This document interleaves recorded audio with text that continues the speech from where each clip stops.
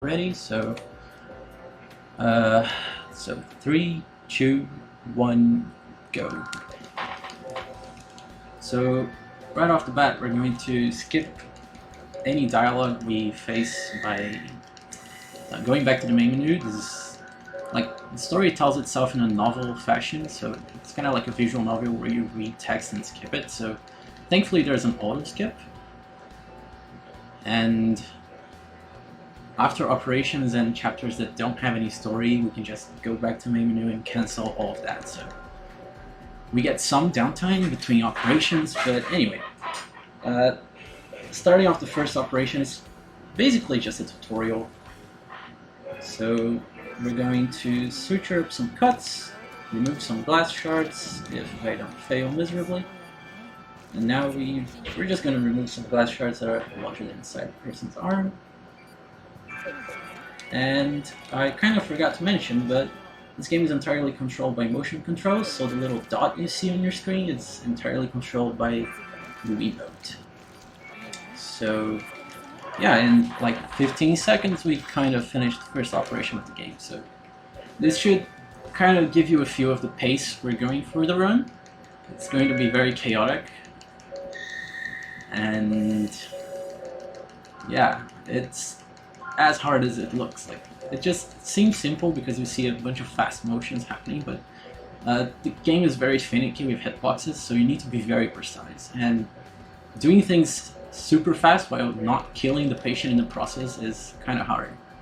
Like, not so in the start because you're still on like the tutorial levels, but later on it's gonna get kind of insane. So for 1-2 here, if I can cut the patient, we're going to treat a tumor. So just to explain what the tools do, what I just injected, that green liquid, just basically increases the patient's life points, which is the number you see here in the corner. If that reaches 0, the patient dies and you have to restart the operation. So you can inject that at any time to boost the patient's life points. And you might have noticed that in the previous operation I disinfected the incision area, but now I didn't bother with it because the game doesn't require you to.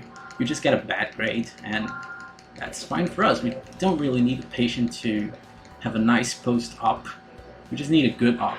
That's all the game requires. So this is one of the many reasons why this series is nicknamed as Anime Malpractice Simulator. So simulator because you're simulating surgery, malpractice because you're not exactly the best doctor around, you just go fast. And as for the anime, we'll get to that later. There are 6 chapters in the story. We're currently in chapter 1, episode 3. Here we're gonna treat like 3 tumors. It's basically just making sure you understand what happened in the last episode and you can do things by yourself without the game just limiting your tools. So yeah, and I hope you liked the nurse you're seeing currently. Her name is Mary because she's never gonna show up again. So in 1-4 here, it's a story chapter. You don't really have any operations to do in this episode, so you can just skip it entirely by going into it and then backing off to the main menu. And from this point on, we're going to be operating with our lovely assistant, Angela, nicknamed Angie. She likes yelling things at you during the operation, and there is one word she likes to yell a lot. And you're going to hear that very frequently during the run. You might have also noticed that the game is in Japanese. It saves like 30 seconds throughout the run because Japanese is, faster. It's pretty much the same reason why any other speed game is in Japanese. So for 1-5 here, this guy has like some throat issues. I'm not even sure what this is called. But yeah, you just zoom in, drain the blood. Oops. Drain the blood, burn the little polyps, and use the magic gel that heals every single small wound in the game. probably doesn't make much sense, but let's be real here, the game doesn't really make much sense, does it?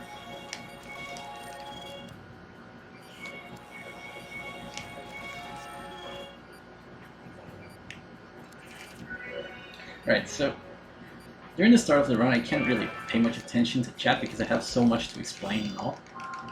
So sorry for not interacting much, but later in the run there will be a few more opportunities to pay attention. Anyway, for 1-6, it's the first real hard operation of the run. Like, it's the first time the patient can actually die if you miss a lot. So you have 4 tumors to treat and a bunch of inflammations throughout the intestine. And you need to inject the blue liquid into every single inflammation, but their hitbox is incredibly tiny. So it's really, really easy to just miss them entirely and inject anti-inflammatory directly into the intestine, which is obviously not intended, so you lose a little bit of time getting a miss. So I'll just shut up really briefly to concentrate.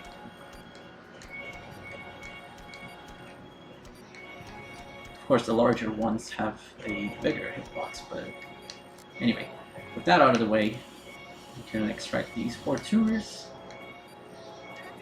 And you might have noticed that the life is getting dangerously low, but that's fine. We don't really care about the life points unless they reach 0. Then we really need to start caring about them. So Angie says, oh hey, there might be a tumor around, please look carefully for it. But we couldn't find it, so let's just close the patient, our job here is done.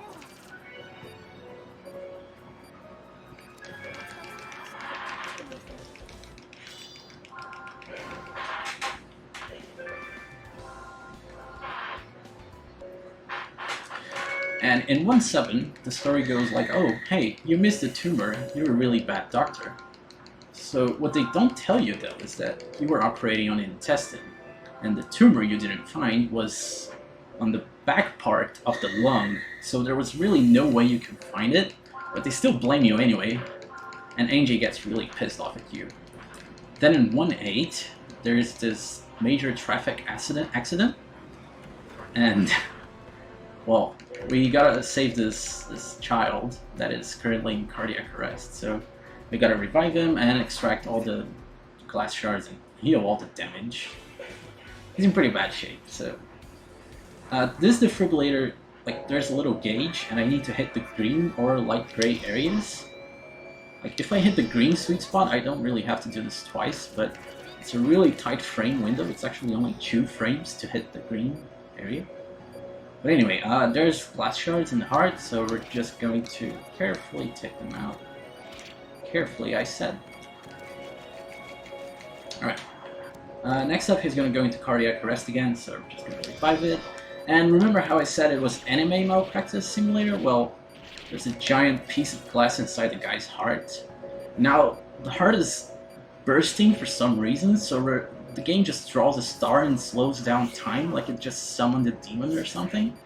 So, because time slows down, you can just fix the heart before it rips open. Yeah, it doesn't really make sense, but hey, it's the story.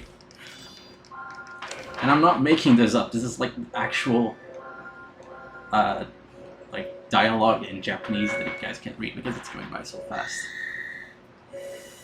But anyway, that's chapter 1, and that's it for the tutorials. So we unlock this side chapter with a different surgeon. It tells the story of Naomi Kimishima, which is the woman you see right there. And she's also a surgeon, and her story is like goes on parallel with the main characters. So every chapter we finish, we get an episode featuring her. Their storyline merged on chapter 6, I believe, yeah. So this operation might seem simple, but it's deceptively hard because you actually need to twist your wrist to make these bone pieces fit into the right spot. And if you think motion controls are hard, imagine tilting your hand while doing motion control stuff. It's just impossible. It's just a mess. But anyways, that's it for this episode. Anyway, back to the main story. We're going to chapter 2, where things are about to get interesting for our protagonist. So he's kind of baffled that he could slow down time and all with the power of the stars, or whatever. So he tries to get his mind off of this, and let's just go to the next operation. We're gonna treat some, I'm not really sure what they call, I think it's thrombi? I'm not sure if this is a word. It's been too long since I played this game in English. But anyways, we zoom in, find them with the ultrasound, pinch them with the forceps, cut them with the scalpel, and drain the blood. Oh, and then use the magic gel that heals all. So now we gotta find these things. They're kind of going fast, so the star gets summoned once again automatically by the game to help us out because it was going too fast. Not like it was impossible to operate on those conditions, but yeah, the game tries to help you out. And it does help out if you're playing casually. That's beside the point.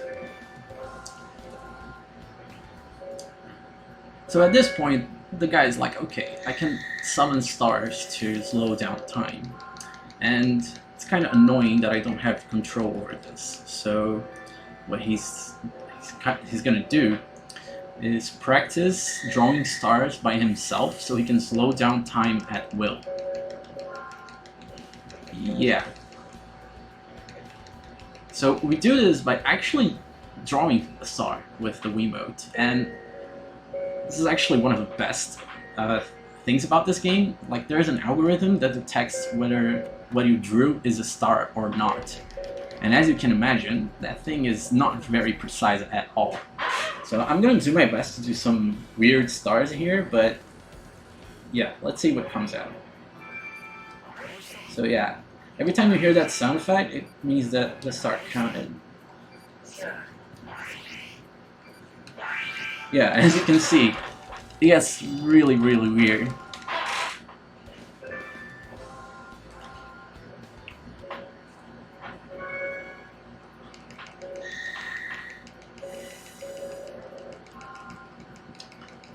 So moving on to Chew 4. The game's like, okay, so you now have this power to slow down time, so I'm gonna give you an operation so hard that you will have to use your power no matter what. What the game doesn't account for, however,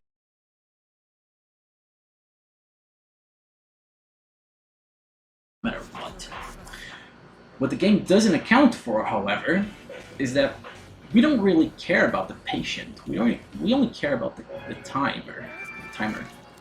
So instead of using our power to properly treat the patient, we're gonna let some of these aneurysms burst and deal a lot of damage, and kinda almost kill the patient, but not really killing him. But yeah, all for the sake of going fast. Once again, this is a game about anime malpractice.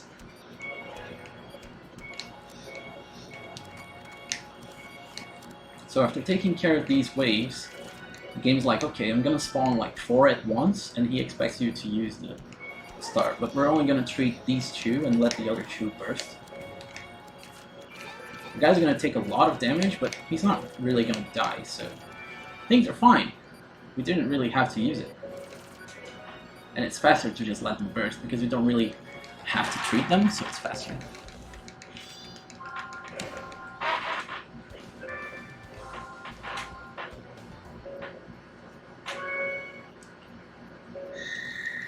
So from this point on, the game kind of slows down. Like, well, not slows down, but the operations get a little bit simpler. They're not as chaotic. At least it feels like it. Maybe if you're watching, it still feels chaotic. But the point is, you can now summon this power at will, but we're not really going to do it, because most of the time it's slower to use the star power. Not only because you need to stop what you're doing to draw a star, but because everything is slowed down. Like, all the effects, like particle effects with blood and like that gel, they all get slowed down, so you have more stuff on your screen and the game starts to lag pretty bad. So we're gonna avoid using the star power until it's really necessary. Or until it's faster, of course. Like, the bandage didn't even cover the wound right now. Wow. You don't really see that often. Oh, and this patient just had some wounds on the lung for whatever reason.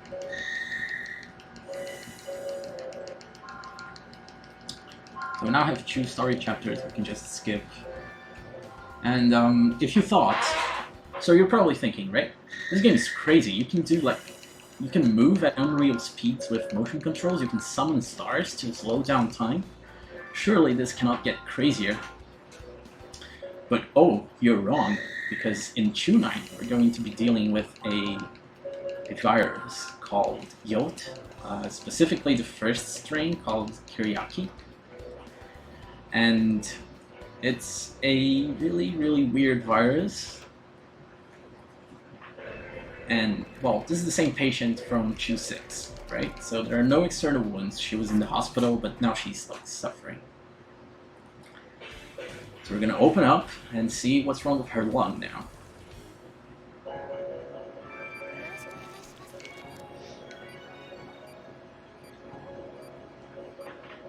Right, so all the wounds are back, and they're actually a little bit worse. So let's treat them and see what's going on. Let's see if anything happens after we finish treating these wounds. And a new wound shows up, so let's just use the ultrasound, because there's a manta ray inside her lung causing cuts. And, well... So, like, you need to extract them. They keep showing up, like, and burning them with your laser while taking care of the cuts. So, the big one shows up. It's kind of like... you need to hit it 3 times with your laser, like it keeps burrowing. But yeah, basically, there's a bunch of manta rays inside her, and you just gotta burn them off with the laser. So you might have noticed the vitals got really low, but that's alright. She's alive, and that's what matters, right? Doesn't matter that she almost died because we didn't want to bother injecting some life into her, but whatever. That was the first encounter we had with guilt, and from now on it's going to be very frequent operations that deal with guilt because it's the main plot point of the game. But back to what we were doing. So on Chew 11 we have a very precise operation. We're going to do heart surgery. I think we transplant a valve in the heart, but don't really quote me on that. Point is, this is actually one of the few operations in the game that you have a cycle skip of sorts. So, basically, the patient goes into cardiac arrest, and after you resuscitate her, she's on a timer to go into cardiac arrest again. So, if you're really fast, you can finish the operation before she goes into cardiac arrest again. So, we're going to be trying that now. It's very precise, since you need to cut this thing, remove it, fit the new one, and suture it in place before the patient goes into cardiac arrest. We were almost getting the cardiac arrest. That was really close. Hey, got it. This saves like 11 seconds at least, because you need to deal with the animation of the heart defibrillating and then going into cardiac arrest, and then you need to revive her. And you can miss the defibrillator, so it saves like 11 to 15 seconds.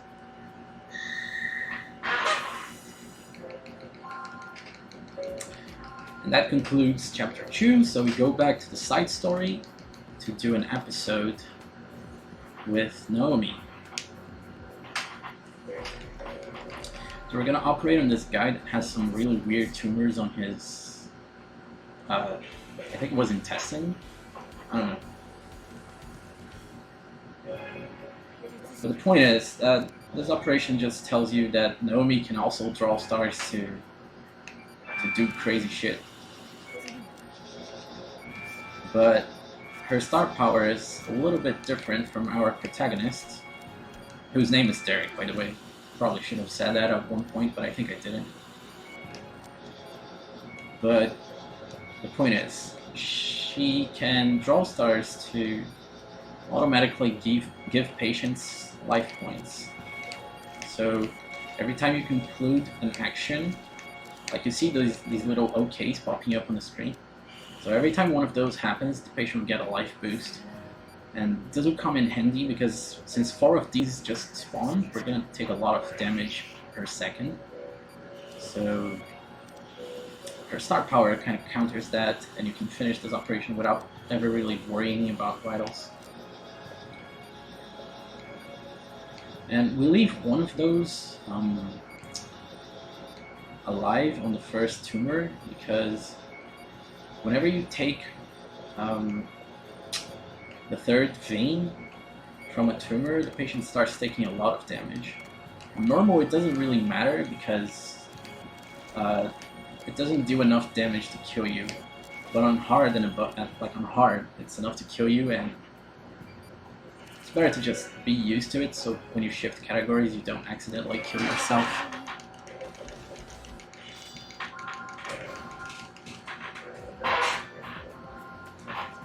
Anyway, back to the main story on chapter 3. So we were in a little hospital at the suburbs of town, but now that the government found out, oh hey, you have a star power, you're going to be one of the key pieces to fight guilt. So we get hired by the biggest hospital in town, or the country, I'm not really sure. Point is, the name is Caduceus, and we're gonna work here now. 3-2 is exactly like 2-9, so we're gonna deal with Kariaki, so we have like 1 minute of downtime here because I really have nothing to comment, so if there are any donations, now would be a great time to read them.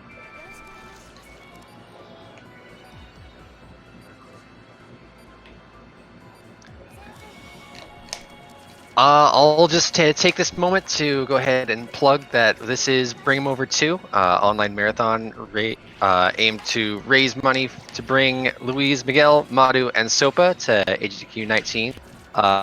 Louise and Madu, both from Brazil, and Sopa from Finland. All 3 of them are slated to run in the X1-3 relay coming up in the HDQ marathon. We really do appreciate all of your donations as they come in. If you were interested in donating, we do have a prize for this block coming up through Trauma Center. If you donate $5 or more, you are slated to you're in the running to win a copy of Fury. So get those donations in if you want to get that. Alright, so moving on to 3-4, we're going to have the first major RNG dependent operation of the game. We're going to be dealing with the second strain of guilt called Thurler, and basically it's 2 moving tumors. So one is red and the other is blue, and they're going to move around.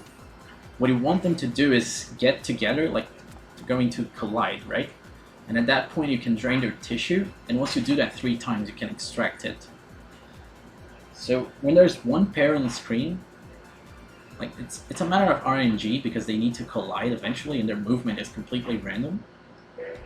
You can kind of manipulate them with the magic gel, but it's not exactly consistent, so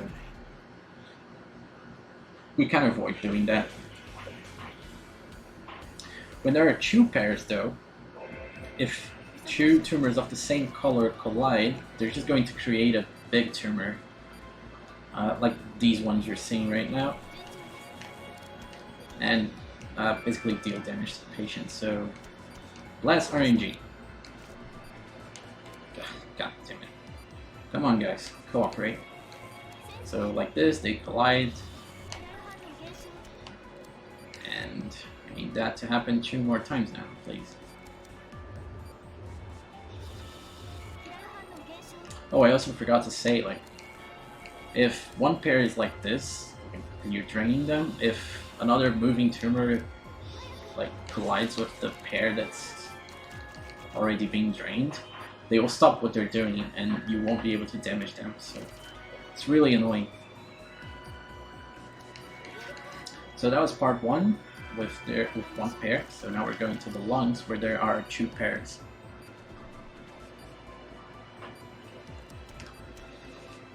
Alright, come on. Alright, good. Now don't collide. God damn it. Alright, well, this could go on for a while. This RNG is incredibly stupid right now. Please.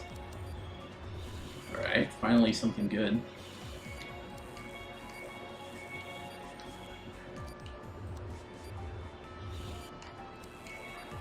This is the worst right now. Right, good. When they both collide, it's really nice because it kind of phased them out a bit. Oh, am I going for the double? Yeah, no. Usually when they both synchronize like that, you can drain them both at once and do the double extraction. It's pretty risky because you're taking double the damage while you don't extract them.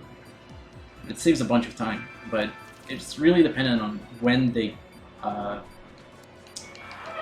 collide with each other. If they're way too synchronized, you can't drain them both, unfortunately. So that RNG was terrible. It's one of the worst I've seen in a long time. But hey, at least the patient didn't die, so we got that going for us.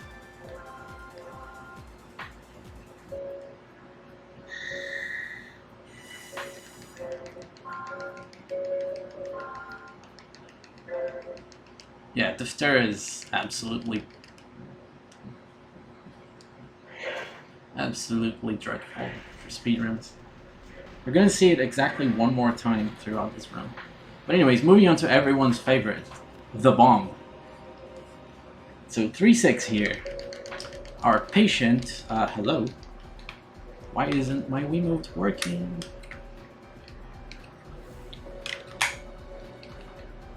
What? Alright, something weird happened to my Wiimote. Anyway, the bomb. We're gonna operate on a bomb. That's right. So we were in a conference and there's a bomb in the room and it's gonna blow up, so it's up to us to defuse it. So we're gonna unscrew the lids here. Unscrew the lid, actually.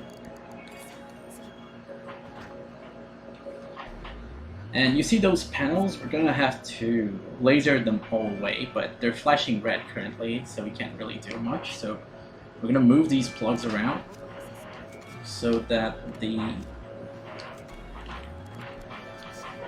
panels will flash different colors. So I'm gonna shut up now because this is incredibly hard. I need to laser all of the panels, but only the white ones. If they're flashing red, I cannot touch them. And if I fail twice, the bomb explodes. So I'm gonna focus here for a bit.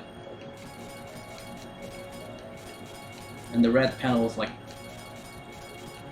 they of course change colors, and they pass their red to an adjacent tile. So I need to be very careful when the cycle is about to change. Oh, come on. And of course the bomb rotates randomly. And right there, like, as soon as I hit A, the thing flashed a different color. Anyways, here's the core. We need to kill it without touching any of the red panels, so we're gonna slow down time here and just take our time doing this, because failing here is really, really brutal. That was really bad because I had to wait for the red panels to move away.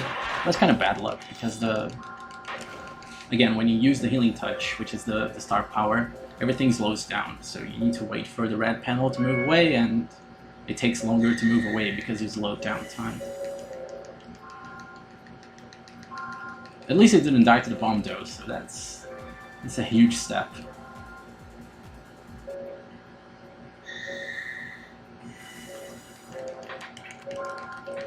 So for 3-8 here, we're gonna switch to hard, because this is pretty much the equivalent of an auto stroller. We're on a plane and we need to operate on this guy mid-flight. I'm not sure how that's sanitary, but the game says it, so we're gonna have to do it. The point is, we need to drain fluid from his lungs, and like they're on a, not really a cycle, but there are 3 drain spots that you can drain from, like right here, these 3. And now you need to wait for the plane to shake, like I think it's called turbulence. And then after that, you can get the next 3 spots. So you need to do this 4 times. And looking at it, you might think the places where you drain from are fixed, but they're actually random. There are 4 sets of fixed drain points, and which set you get on each wave is random, but once you find the first one, it's really easy to find the other 2, which you have memorized what the sets are.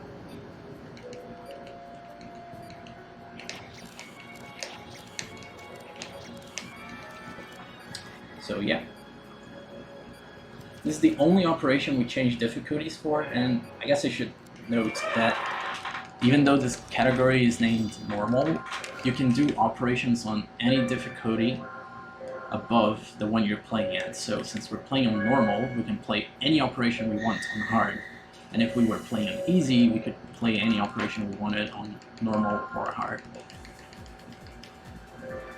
But that's really the only operation that makes it worth it, because damage doesn't really matter because you get a lot of downtime, and on hard, the time you save from turbulence, because the time between turbulences is smaller, it amounts to like 12 seconds.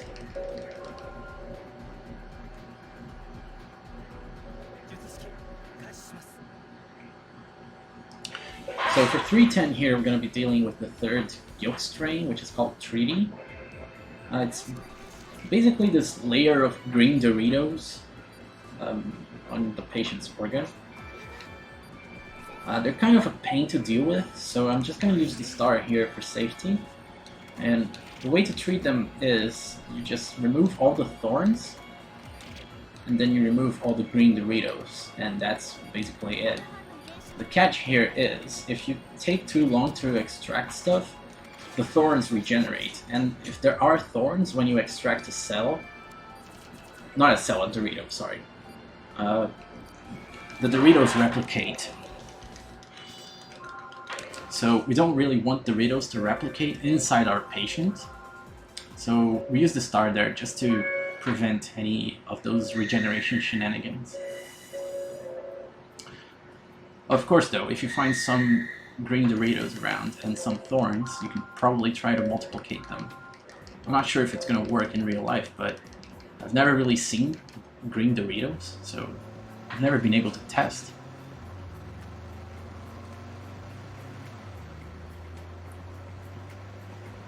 Anyways, for the side chapter here, we're going to be operating inside a tunnel, and obviously, while we're operating, the lights go out. So all we have to guide ourselves by is a pen light. So thankfully, this operation is static, so it's always the same areas that are affected, like the laceration patterns and blood poos, etc. So if you have the layout memorized, you don't really have to worry about anything. You can just operate on the dark.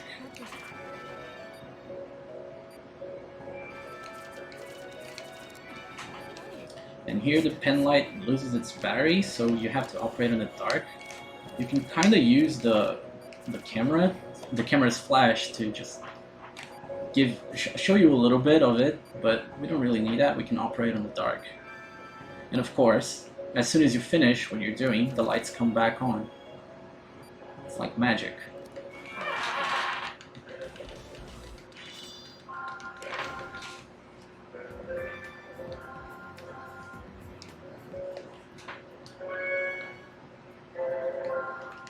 So, Moving on to chapter 4.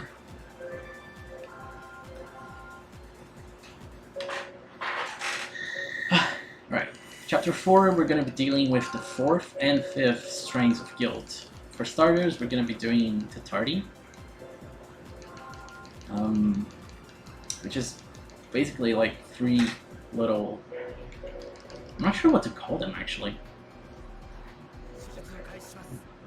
Like, there's these little squirms that swim around, and you gotta inject them with the appropriate serum. But we don't have that serum yet, so we're going to patients that have been infected with an immature version of this virus to collect this, the samples that will make the serum. So we just inject the thing 3 times and train them. Pretty simple.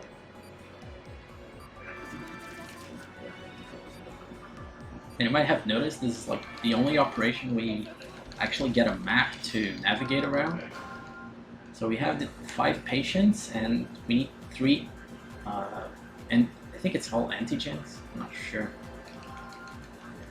Point is, you need to save 3 different colors so you can produce the 3 serums.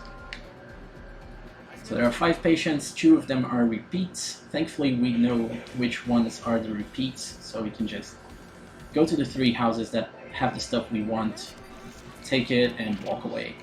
And the 2 patients that had the repeats, well, sorry, they're gonna die. It don't really matter. Sorry. Maybe in the next save file you can spawn in the place where you will be relevant.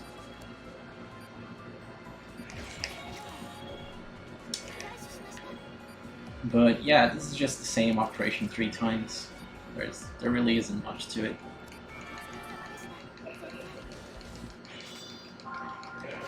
He had some big guilt. No. Right, so fun fact, if you episode select before the 3rd operation, you don't clear the episode, so you need to do the 2 operations that you already did again. Gotta make sure I remind myself to not automatically do that. Yeah, exactly. What it doesn't account for, though, is that on 5-2 we're going to be operating on 5 people in a row, so we totally could do that, but yeah, no.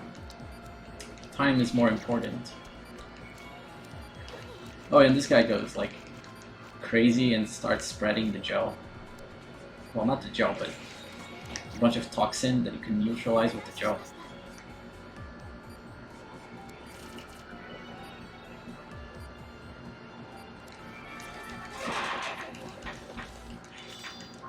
Yeah, you have a point. You actually gotta drive around to 5 different locations. Anyway, 4-3 is just a story chapter. We basically go to the lab and develop the proper serums. And then on 4-4, we're going to finally save the guy that was infected with the mature version of Tatarti. So this operation is pretty simple. There will be 3 of the little guys we just saw at the same time. One's going to be yellow, the other one's going to be green, and the other purple. We basically just want to inject the yellow serum on the yellow guy, the green serum on the green guy, and the purple on purple. Which is pretty simple, unless you're colorblind or you're playing on a black and white TV. Then it's impossible.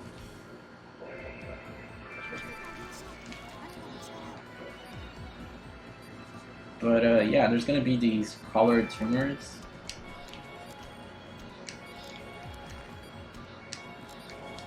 Just extract them. Then they'll show up, and you just do the injections. What could go wrong? What I'm not telling you, though, is that their hitbox is completely bonkers. Like, it's kind of triangle shaped, and it's centered on their head. So depending on where you aim, like, it's pretty tough to hit them, especially when they're doing a fast turn. It's kind of, yeah, like that. you're aiming somewhere and they quickly turn and their hitbox just goes away. It's really annoying. But anyways, you do that 5 times and it's done.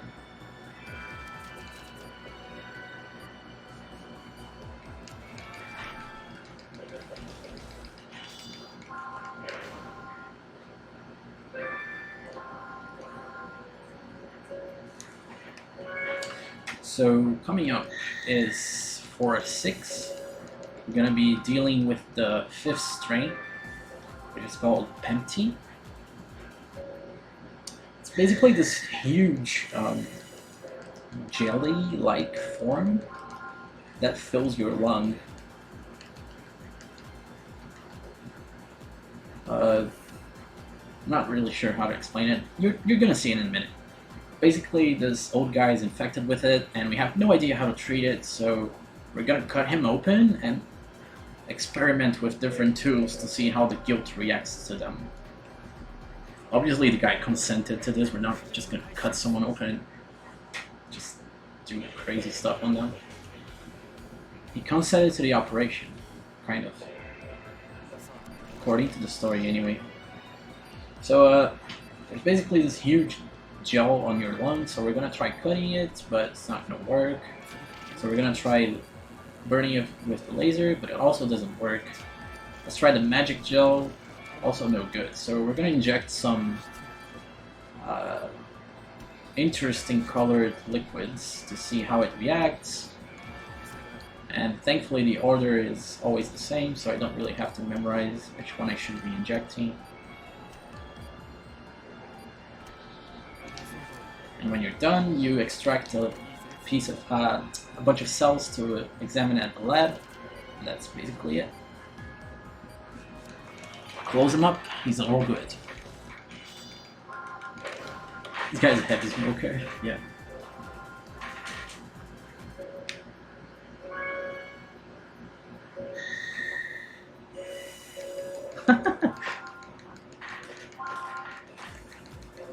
So, for 7 here, we're gonna do some medical research. It's not an operation. We're gonna be solving a puzzle. It's kinda exactly what you do at real medical research facilities, so pay attention because it's really, really hard. And that's it. That was medical research. Surely everyone here can do that. So, yeah, just go to the nearest hospital and claim you're a genius that can cure imaginary viruses from people.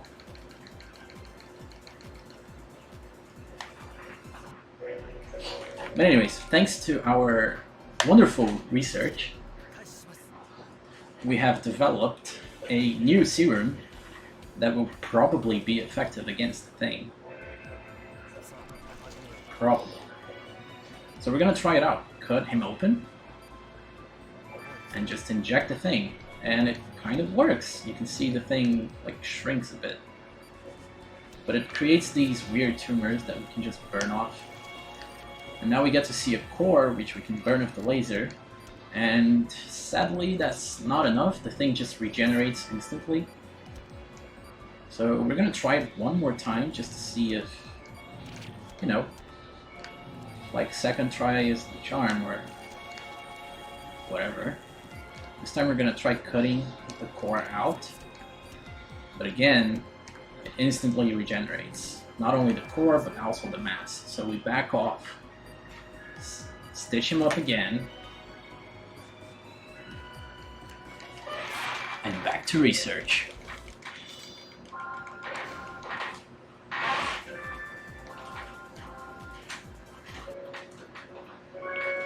So, there's really no mystery to 4.9, it's basically the same kind of research, except this one is actually a little bit confusing. Thankfully it's always the same, so if you know the solution it's trivial, but when you're playing this casually, you might have to stop and think for a bit.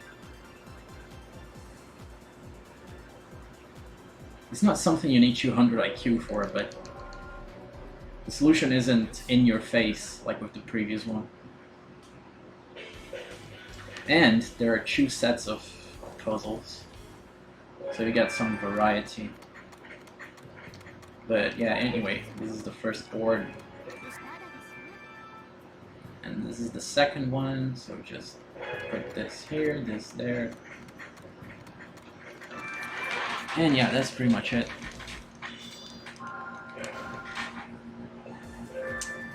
So thanks to this research, we have developed a new laser that is going to be capable of completely incinerating that core to the point where it cannot regenerate itself back. So we're hoping that with this, we'll finally be able to save the poor old guy. So we're gonna cut him open a 3rd time and just have a go at it.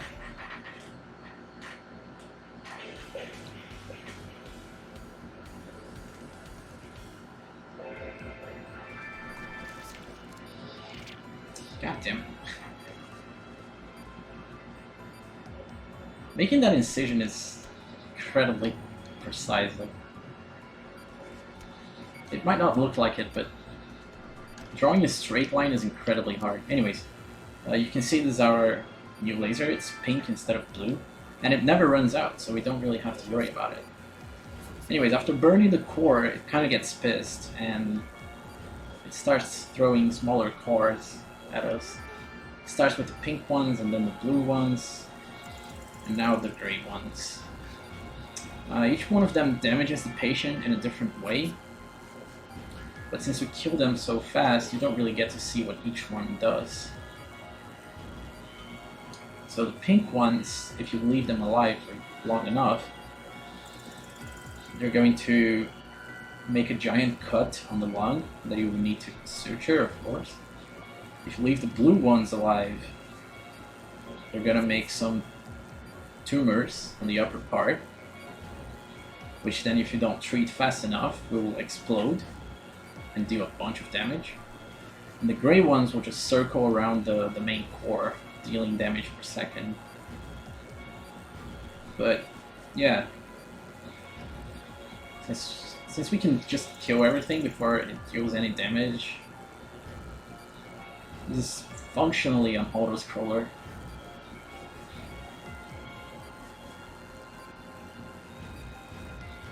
You can do a little bit of optimization, like when the core is exposed for you to damage it, you can prioritize damaging it over the smaller cores, but you risk taking damage and then having to treat a laceration or a tumor, so yeah. The guy is finally saved, at least.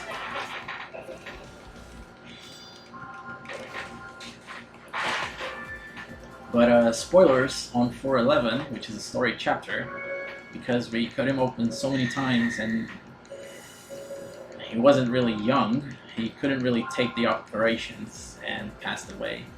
But hey, at least we got how to treat Empty, so he didn't die in vain. But yeah, you can post your Bible thumbs for the old guy. Rip old guy.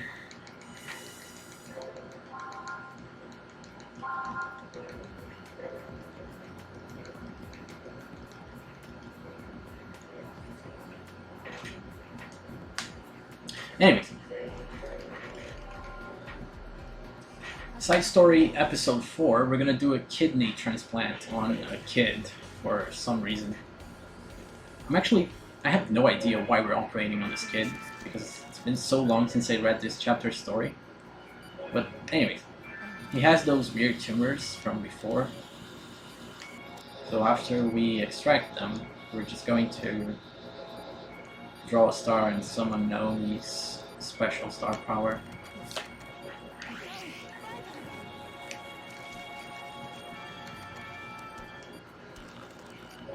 Then we just inject some vasoconstrictor on the vein and the artery. I'm not even sure if it's the vein or an artery, but anyways. Reconnect the transplanted kidney, then on the bladder, please. Now we just gotta wait for stuff to wear off, like the vasoconstrictor we injected. And the game really likes to take its time doing that.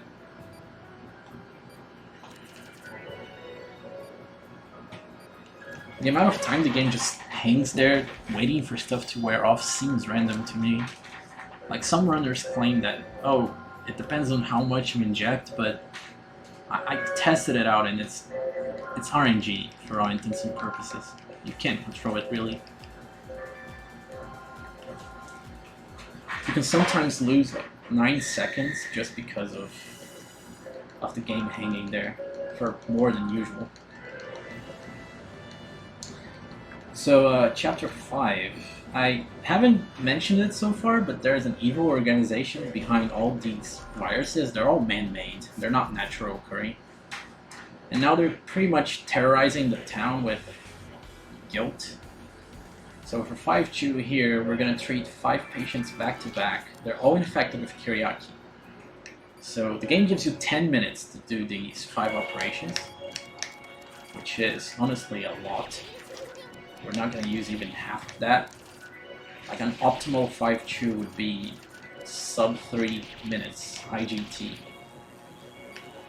But yeah, this is just a marathon of Kyriaki. From this point on, the big Kyriaki at the end takes like 4 hits instead of 3, so you take a little bit more damage every time you treat these guys. So as you can see, we treated the first guy in 30 seconds IGT. The game gives you 10 minutes, so yeah.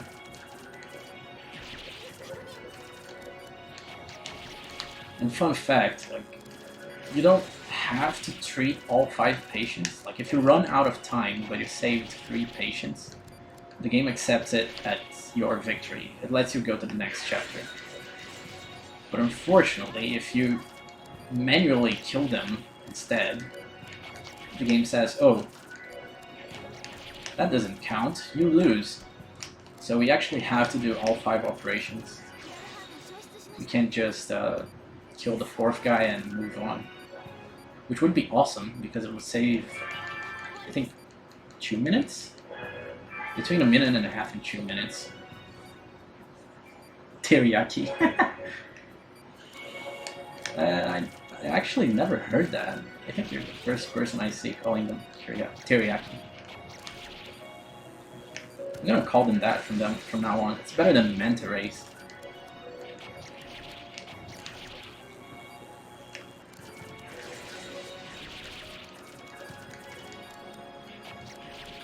But yeah, from the 3rd patient onwards, there's a small Kyriaki that accompanies the big one. Okay. So you want to make sure you get that guy as well. And you can see the vitals are dangerously low. And this might sound silly, but it's perfectly possible to kill a person after saving them. If you miss the suture or the bandage entirely, like you get a miss and all, the game does 5 damage to the patient. And if you have less than 5 vitals, that means the patient's dead right after you finished saving them. So I have to be extra careful when I finish these operations to not kill the patient right after saving them.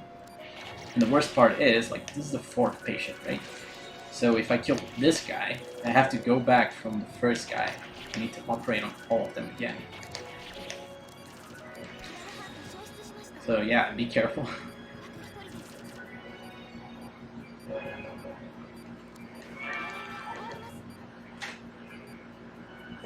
So this is the last guy.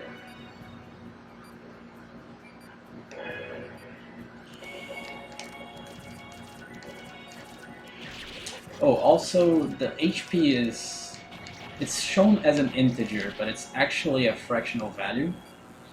So you can have exactly 0 vitals and the patient lives. And I got a rare double here. The two spawned exactly on top of each other. But as I was saying, you can go to 0 vitals and still have the patient alive. If you have like 0.5 health.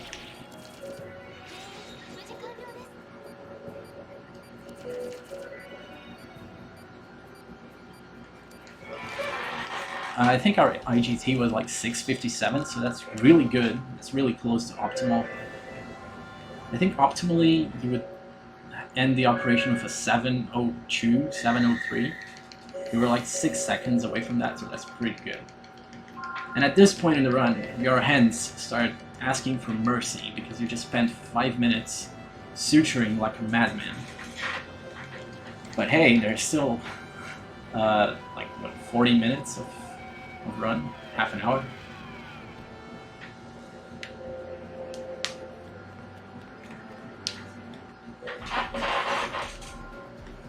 I'm gonna cutting it close at 1 HP. Well, it's 1 HP more than I need, so I could go to 0. I should have gone to 0, but yeah, anyway, it doesn't matter because if I missed, I would have died. So this guy has treaty, so again, just summon the star. God damn it. And preferably no miss. Remove the thorns, remove the Doritos, and that's it.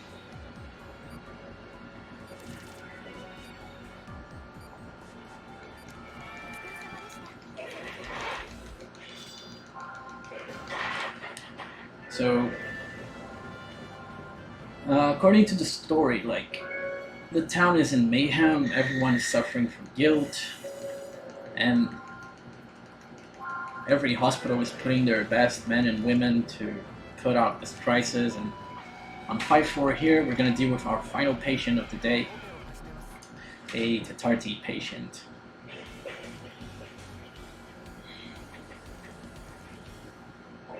So again, just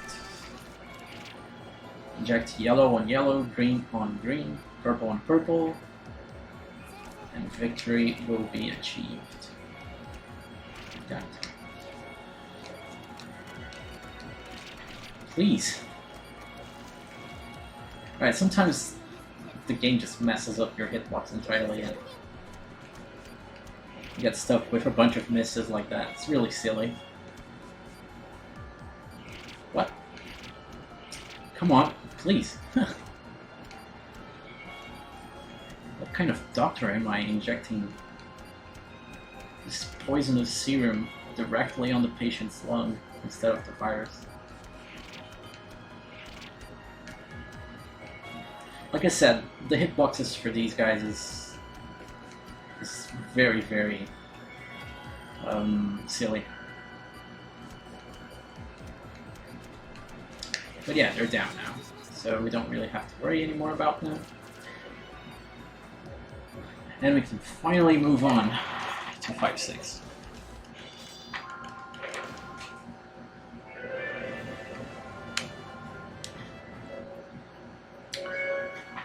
So, for 5-6, we are back at the hospital, our so-called headquarters, and someone was inside the building and they managed to infect one of our doctors with a new strain of guilt we have no idea how to treat. So, an emergency operation is going to be performed, and we're going to be dealing with the six, I have no idea how to pronounce that word, strain of guilt, which is called Perskevi.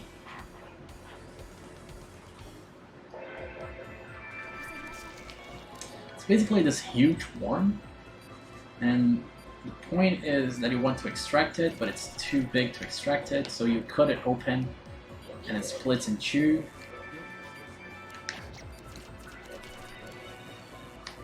So you keep cutting him and splitting him until it's small enough for you to extract.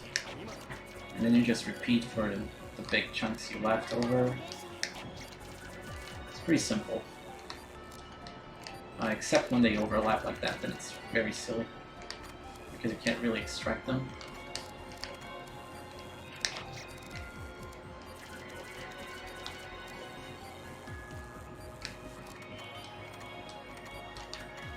But yeah, that's half of it.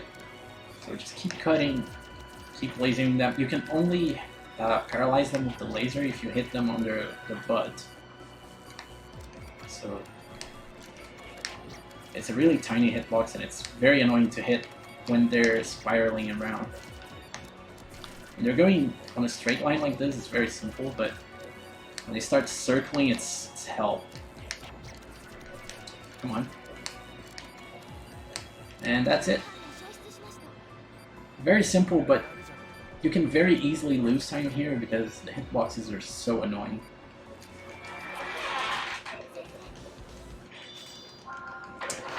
Anyways, we are approaching the end of the, well, not the main story, but I guess the first major arc, which is like 90% of the story anyway, so the police now have the location of the enemy's headquarters, where they're making the research on guilt. So on 5-8 here, we're going to infiltrate there and try to find their boss, or whatever.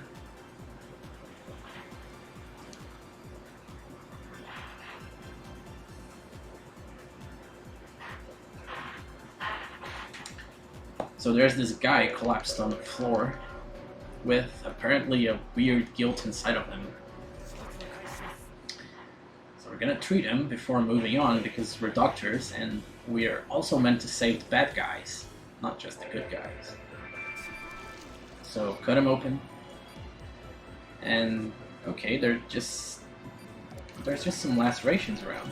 Surely it couldn't be anything too scary, but then these baby spiders come crawling out of his lung, and they're going to get really insane here. Like, a bunch of them will spawn, and if you leave them alive for too long, they'll merge into a big crystal spider, and we don't really want that because it's slow. So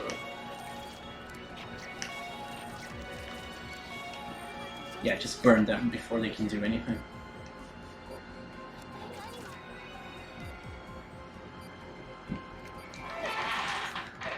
But will you eliminate Shane? Probably not.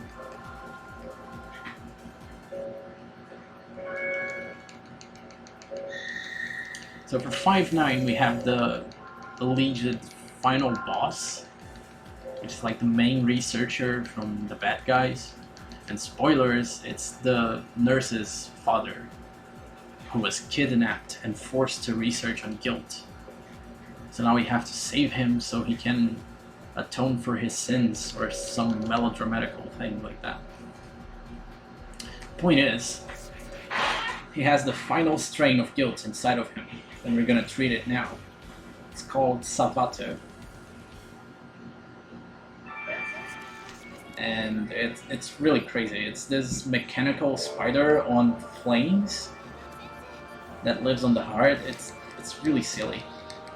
So here's the only little glitch in this game. Like, if your tool becomes incapacitated, like now when we cut the web, the scalpel kind of melts and you can't use it.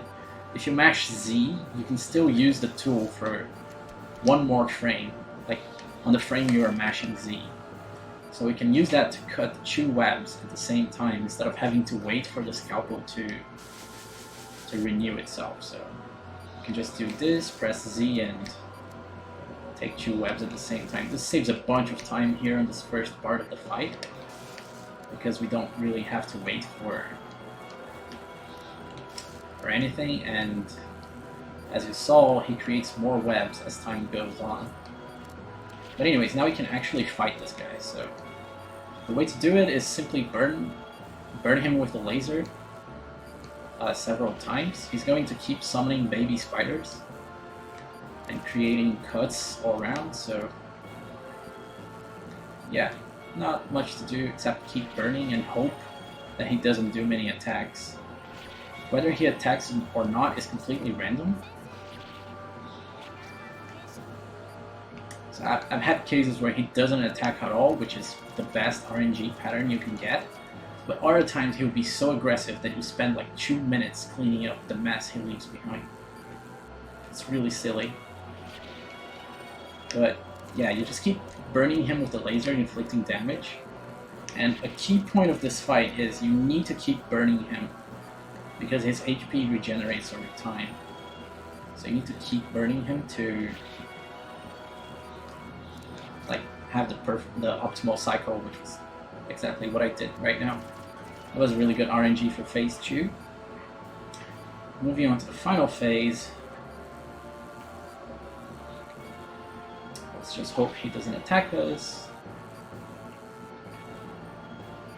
2 more damage. Alright.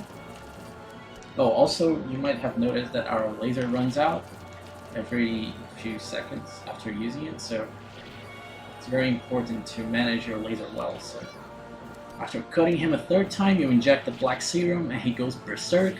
A star spawns automatically to so we can match his speed, so we then summon a star on top of the star to stop time entirely and inject the final serum into him. And that's victory.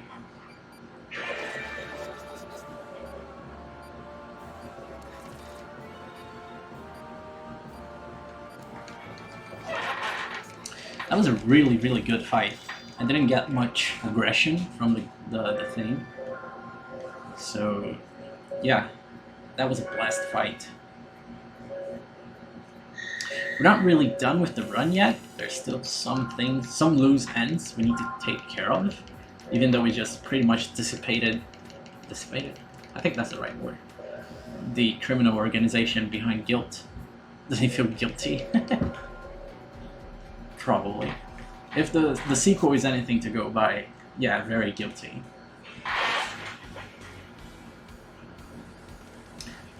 But anyways, for the last chapter of the side story here, we need to treat Kyriaki, which we have done a billion times now.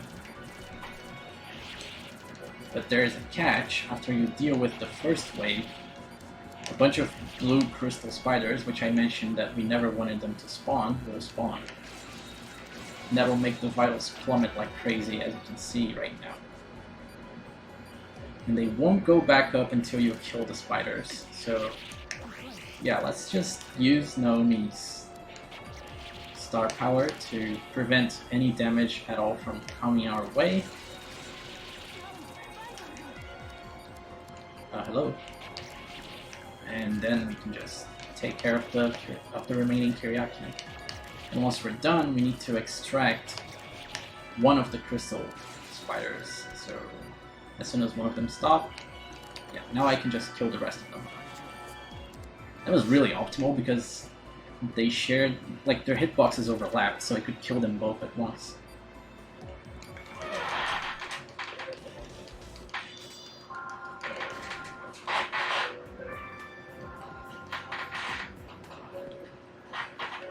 Anyways, we can now move on to the final stretch, which is chapter 6, the last chapter of the run. And for this chapter, we moved from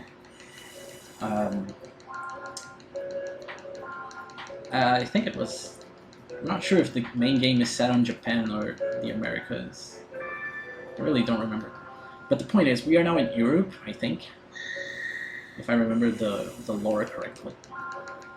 And we're basically tying the loose ends from the guilt cases.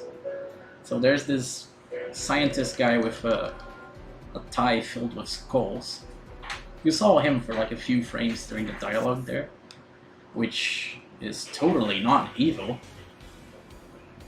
But anyways, there's still a few cases left in Europe, so we came here to treat them. And this is the tardy, except there's a twist. For waves 2, 4, 5, and I think 7, you won't get to see the colors before they spawn, as it was used to, like that. So they won't show you the colors, and you need to discern them based on the gas colors, which is very hard to do, especially if you're colorblind. And not only that actually, they speed up, so your hitbox gets even crazier. Oops. And it's overall really, really hard to not miss those hitboxes at least once. But anyways, this was the last Tatardi we have to treat for this game, so say goodbye to it. Anime hates the color plane.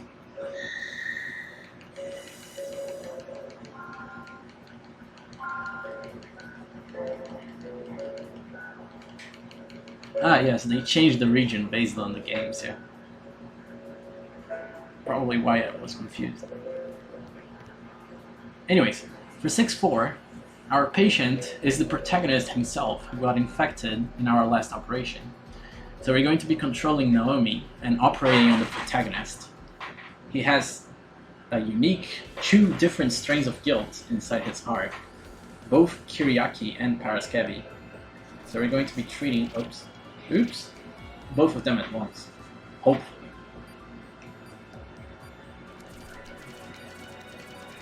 But yeah. So good, both Paraskevi went the same direction, so now 2 more will spawn.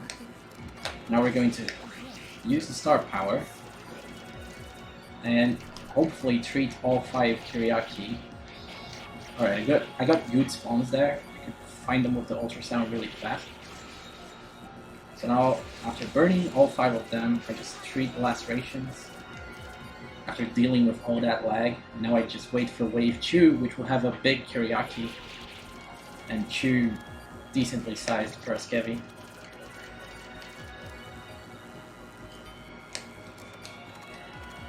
Alright, so now after this, I'll just take care of Kyriaki and we'll be done.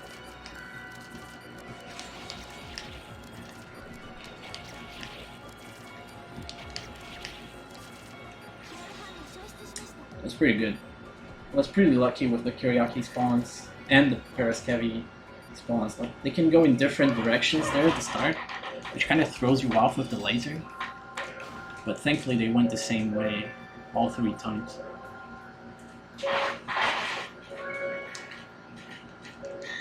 So coming up on 6-6, we have our final showdown with Pempty. It will make its last appearance in the run. And they tried to make it harder. Like, the core has more HP, and it takes more frames to deal enough damage to deal to deal damage to it. But they forgot to make the cores harder to kill. So it's still basically the same operation. You don't really have to do anything special. And again, it'll be kind of like an auto-scroller of sorts. So there really isn't much going on here, so if you have donations or anything to plug in, now would be a great time.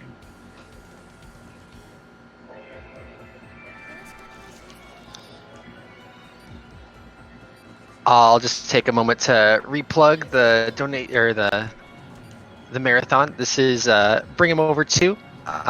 We're raising money to bring the speedrunners Louise, Miguel, Madu, and Sopa to AGDQ 19. All 3 of them are slated to race in the X1 to 3 relay. It's going to be a really hype race. A bunch of top level runners are going to be there, so we're looking to bring them Louise and Madu from Brazil and Sopa from Finland to help get them there. So anything that you're able to donate, we really do appreciate it. Alright, so like I said, Empty is just more of the same. We don't really get to see the cores doing much.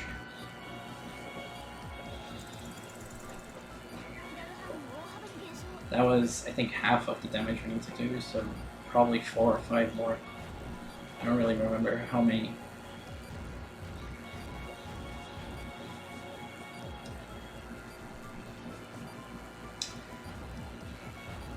Yeah. We do also have some prizes for various blocks. So for this block, we have Fury as the prize. If you donate $5 or more, or if you donate $5 in bits, so 500 bits or more, you get entered into that prize pool. A couple of upcoming incentives we have. We have the next unmet incentive is actually a bid war in Mega Man X7. You get to choose the category, either New Game or New Game Plus. See if you'd like to see Mega Man X himself in the run or not. It's your choice. And then after that, we have the Spyro color choice. So if you'd like to see a particular color of Spyro in Year of the Dragon, feel free to get your donations in for that. Alright, so here on 6-7, the second to last episode in the game, we're gonna have a kind of boss rush. You can think of them as refights in a Mega Man game, kind of. Basically, it's 4 operations back to back. We're gonna be dealing with Treaty, Kyriaki, Defterra, the True Menace, and Paraskevi. So we're going to be alternating surgeons. So the first operation will be done with Derek, the second one with Naomi, the third one back with Derek, and the final one with Naomi. We're going to be using the Healing Touch on the first and second operations. The first one to easily deal with Treaty, since we probably won't really need with Defterra. The only scenario where we would need Healing Touch for Defterra is if the RNG is so cruel that the game doesn't give us an opportunity to heal vitals. So Kyriaki is literally more of the same, except we're going to be using the Healing Touch here to not have to deal with vital loss, and that was a really, really crazy start. Like, it wasn't even closed. It was just open. That was really silly.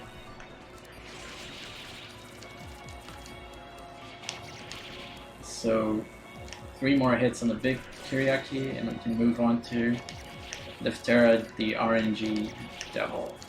Kind of.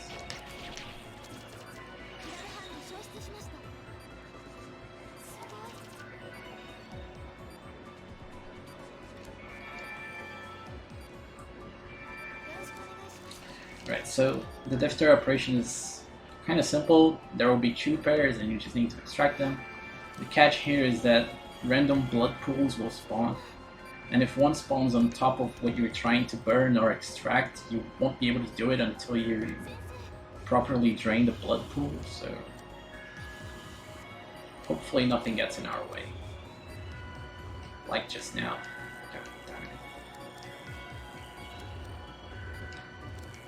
Come on, game, please cooperate. God damn. Well, this is not nice. This is really, really bad. Alright, I finally got 1 damage there, so when they're out of phase like that, like one pair has taken 2 damage and one has taken 1 damage, pairs of the same color cannot collide. So it kind of eases up a bit on the RNG. Probably shouldn't have done that. Oh my god. Alright, that was a little bit risky. I should have waited to patch the top thing after treating the bottom one. I took 2 damage there and it was a little bit risky. If I took 1 more damage from the damage cycle, I would have died. Anyways. Now for Paraskevi. So I gotta be very careful here because after a while the Paraskevi warns will burrow into the heart, and if they do that, the patient just instantly dies. So I gotta make sure that I freeze all of them before doing anything. Can't exactly risk having an instant death. And I probably shouldn't have done that either.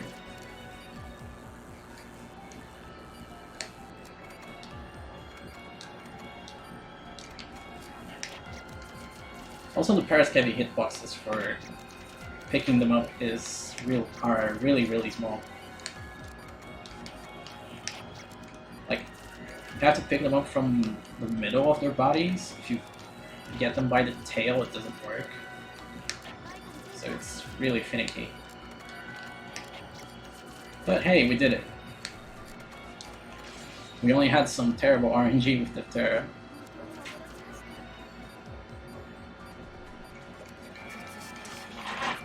But we're finally done with the game.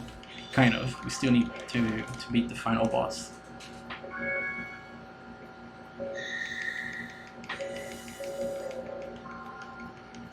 So the final boss is just evolved Savato.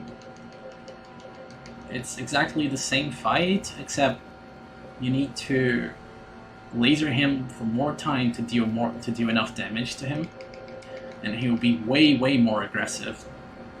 So that means we'll be facing some issues here with RNG, if the RNG history is anything to go by.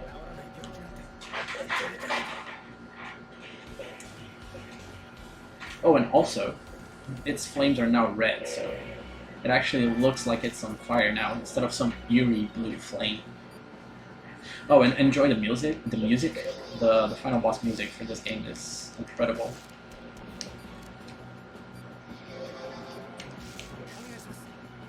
Once again, we're using the Z glitch to deal with two webs at the same time, instead of having to wait for the scalpel to regenerate to take care of the second one. Here I'm gonna wait for him to make a new web. And we don't really have to deal with these guys, because for this operation only, you're alternating between doctors, like on each part of the heart. So while Derek is taking care of Savato here, Naomi is automatically cleaning up the mess down there, which is a really nice thing to do, because this is annoying. And that bug pattern was really bad. Oh my god. A rare sight here. I'm actually gonna take damage. Wow. I actually took damage, and I had to cut the web there before, like, while some things were still alive. Ugh, that was really not optimal.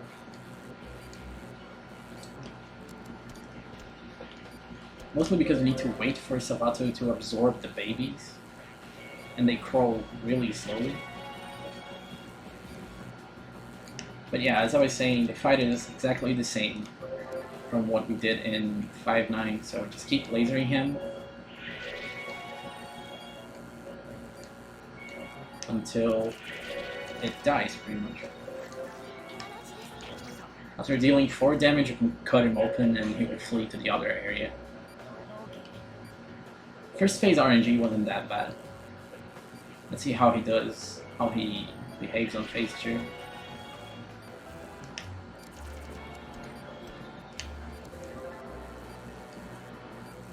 Oh, also, his hitbox is a little bit weird as well. Like, it's centered on his head and it's like a big circle, but it doesn't cover all of its body, so you need to keep aiming for the head. Which becomes a pain when he starts circling around it like that.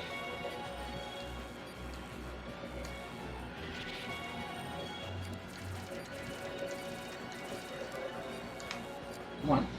Alright. Moving on to the final phase. I should probably boost vitals a bit. I'm gonna go up to 60 before starting to deal damage. Better be safe, because he tends to get very aggressive on the last stretch here. But yeah, it's all luck, so maybe he won't attack at all after that.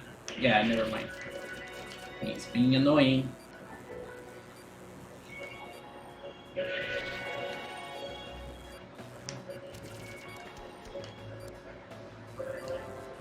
Come on, Savato.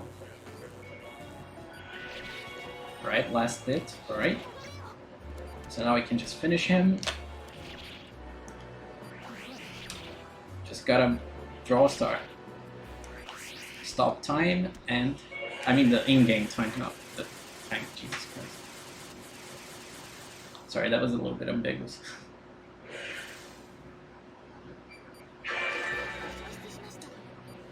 Time will be after the epilogue, so there's still like a minute.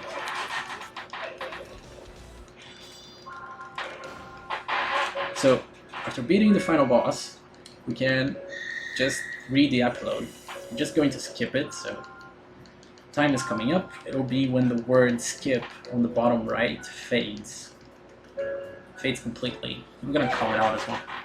But yeah, GG. Just gotta wait for the text to scroll now.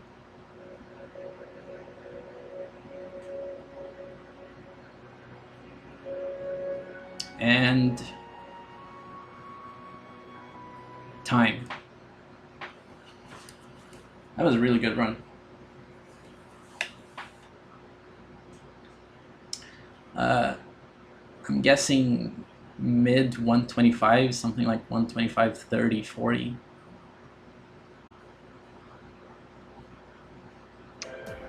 Yeah, looks like it came up at 125.34. Nice, nice.